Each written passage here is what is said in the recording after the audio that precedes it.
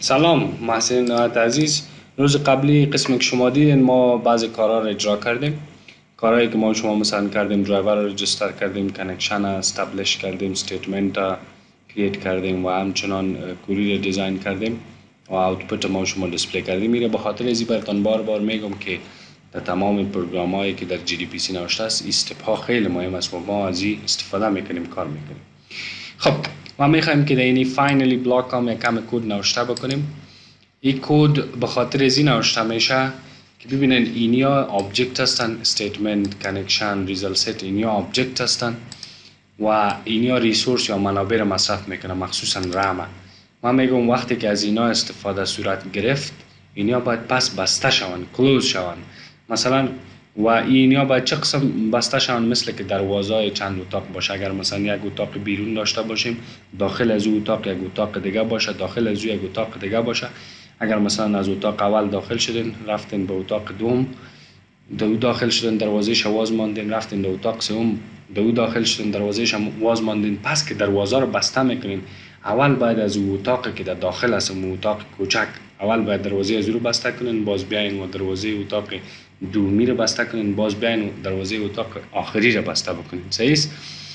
خب در اینجا آمده است این کانکشن ما و شما برعکس بسته میکنیم.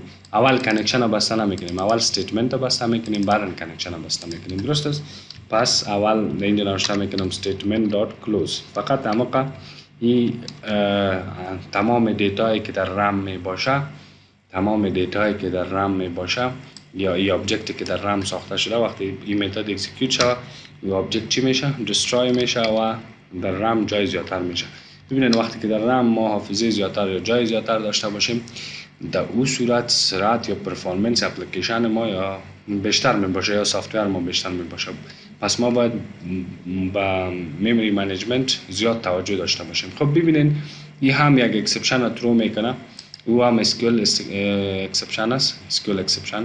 شما میتونید برای هم ترای کچ اضافه بکنید و اینی را هم بگیرین. این هم هر دویش یک نوع اکسپشن رو چی میکنه؟ ترو میکنه. شما هر دویش هم میتونید اینجا چی بکنید؟ نوشته کنید. خب ما و شما این پروگرام رو نوشته کردیم، جور کردیم، قسمت فاینلی بلاک هم خلاص شد. حالا باید بریم به چی؟ به دیتابیس. اینجا دیتابیس داریم. اینجا در دیتابیس ما یک دیتابیس ساختیم به نام دیمو.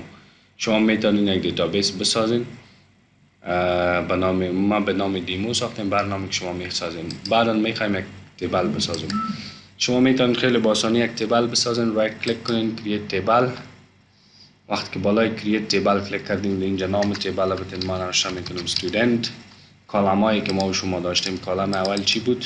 ID. کالم دوم ما و شما مثلا نیم داشتیم. کالم سوم ما و شما چی داشتیم؟ فون. یعنی سه کالم داشتیم. ما میخوایم با می سه کالم ما و شما چی داشته باشیم؟ تیبل ایجاد بکنیم. خب ID پرایمری کی است؟ نات نالم برش اضافه شده. بعد از او شما بالای ازی اپلای میکنین، ببینین اسکیول کوری ازی خودش جنریت میشه. شما اپلای میکنین، تیبل برتان ساخته میشه. ببینین در اینجا بر ما خب بیره کلیک کنین، بر ما شما یک تیبل ساخته شد به نام استودنت. شما اگر بخواین که کالم های ازی ببینین آیدی نیم فعلا هیچ چیز داشت نیست. بیاین که ما شما اینی ریکارد داشت انزرت بکنیم. صحیح از جاوا در دیتابیس انزرت کنیم. ما این اپلیکیشن را رن میکنم، ببینید که ما و شما کدام ایرر را میگیریم یا نه، کدام اکسپشن میاد. ببینید یک اکسپشن گرفتیم class not found. class not found اینی کلاس میگه در این درایور فایل نبود، در این درایور فایلی که ما و شما داریم در این نبود. ما سرچ میکنم، ما یک کلاس دیگه نوشته میکنم که او رو ببینیم که چی میگه. او به نام com.gdbc com.mysql.gdbc.driver. ما شما این کلاس هم داریم. میخوایم کی رو چک کنم.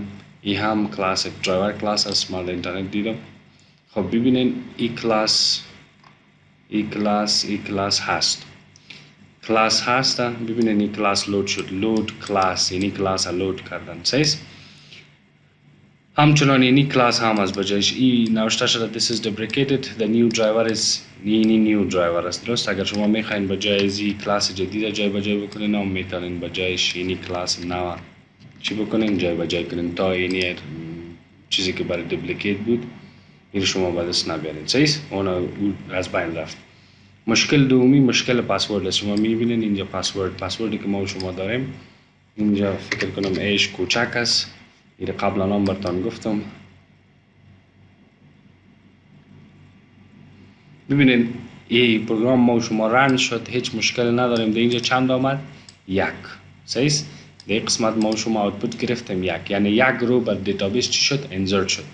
حالا شما میتونین دیتابیس چک کنین. نه براستی بیاین که کوری رفرش بکنیم که براستی هم یک رو انسرت شده یا نه. ببینین اینجا نوشته است 100 علی و این هم نمبر تلفن. شما مثلا اگر من بخوایم یک روی دیگه هم انسرت بکنم نیاز نیست دیگه زیاد تغییرات برام. میخوایم که اینجا یک روی دیگه هم انسرت بکنم. اینجا میخوایم نوشته کنم احمد و یک نمبر تلفن دیگه، مثلا این نمبر تلفن ما اضافه کردم. شما میتونین باز همین پروگرام رن کنین تا یک روی دیگه هم به دیتابیس چی شود؟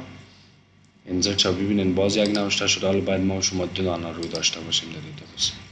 پس حالا ما شما 2 دانه رو گرفتیم. جایز روی دومی هم چی شد؟ انسرت شد.